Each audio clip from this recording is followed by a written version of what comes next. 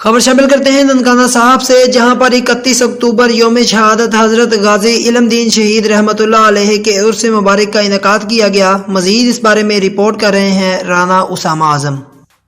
ننکانہ صاحب 31 اکتوبر یوم شہادت حضرت غازی علم دین کے عرس مبارک کا انعقاد محترم GQ الوی صدر پرنٹ میڈیا ننکانہ کے گھر کیا گیا،